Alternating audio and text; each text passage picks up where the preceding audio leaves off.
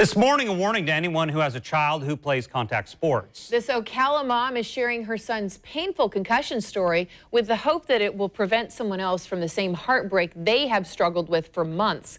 Courtney Sapp says it makes her sick seeing this video of her 15-year-old getting tackled, his head bouncing on the ground.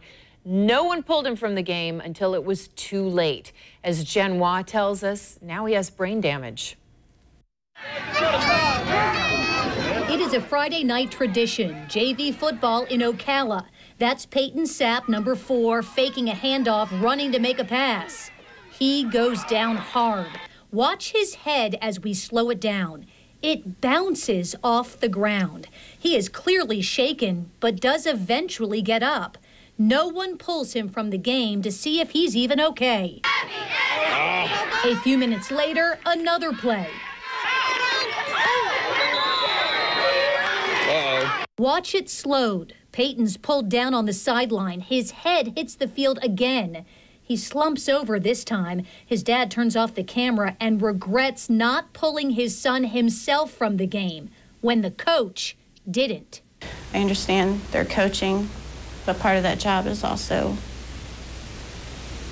keeping our children safe.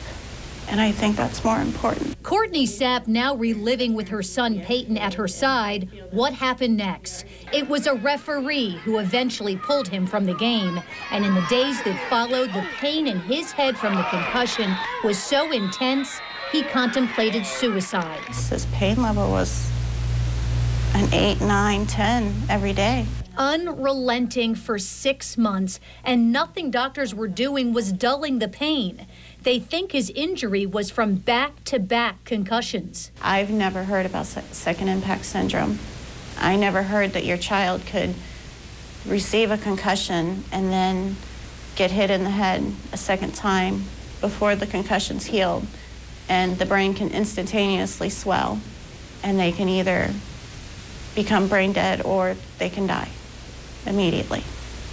It's not something that was ever explained to us like that. Sapp says she thinks parents just aren't aware of the severity of concussions. Her son had been playing football since he was a little boy.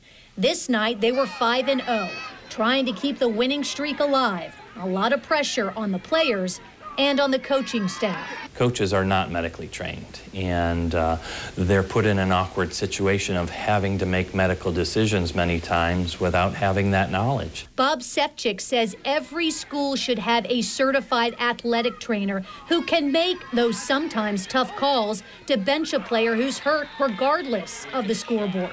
There was not one on the sidelines when Peyton got hurt, begging the question, who is really watching for injuries? Every video that we have of Peyton from the past, they're not watching the quarterback, they're watching the ball.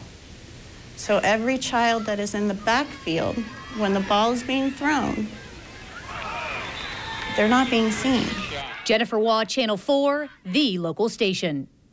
Which means if an athlete gets hit, no one on the sidelines or even in the stands may see if a player needs to be taken out of the game and evaluated. And many of the players, they're just not going to say anything to the coach because they don't want to disappoint the team by asking to be taken out. Peyton Sapp has given up football. While he hopes the damage to his brain is not permanent, he still has terrible migraines from the concussion.